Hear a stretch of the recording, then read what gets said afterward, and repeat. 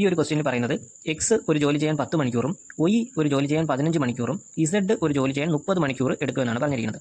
അങ്ങനെയാണെങ്കിൽ ഈ എക്സും വൈയും ഇസഡും കൂടെ ആ ജോലി ചെയ്തു തീർക്കാൻ എത്ര സമയം എടുക്കും എന്നുള്ളതാണ് പറഞ്ഞിരിക്കുന്നത്. അപ്പോൾ ഇവിടെ നമുക്ക് ടോട്ടൽ ജോലി എത്രയാണെന്ന് തന്നിട്ടില്ല, ആ ജോലി ചെയ്തു തീർക്കാനുള്ള സമയം മാത്രമേ തന്നിട്ടുള്ളൂ. അപ്പോൾ ടോട്ടൽ ജോലി കണ്ടുപിടിക്കാൻ വേണ്ടിയിട്ട് ഈ സമയത്തിൻ്റെ LCM എടുക്കും.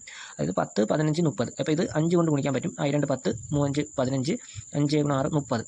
ഇനി ഇത് നമ്മൾ നോക്കിക്കഴിഞ്ഞാൽ ഇവിടെ 3 കൊടുത്തു കഴിഞ്ഞാൽ 2 അതേണക്ക് എഴുതി, 1 3 3, 2 3 6. ഇനി 2 എടുത്തു കഴിഞ്ഞാൽ 1 2 2 1 1. അപ്പം ഇതിൻ്റെ ടോട്ടൽ 5 × 3 15 × 2 30 എന്ന് പറയുന്നതാണ് ടോട്ടൽ ജോലി എന്ന് പറയുന്നത്. അപ്പോൾ എക്സ് 30 ജോലി ചെയ്യാനാണ് 10 മണിക്കൂർ എടുക്കുന്നത്. അപ്പോൾ എക്സ് 1 മണിക്കൂർ ചെയ്യുന്ന ജോലി 30/10 3, വൈ 1 മണിക്കൂർ ചെയ്യുന്ന ജോലി 30/15 2, ഇസഡ് 1 മണിക്കൂർ ചെയ്യുന്ന ജോലി എന്നുള്ളത് 1 ആയിരിക്കും.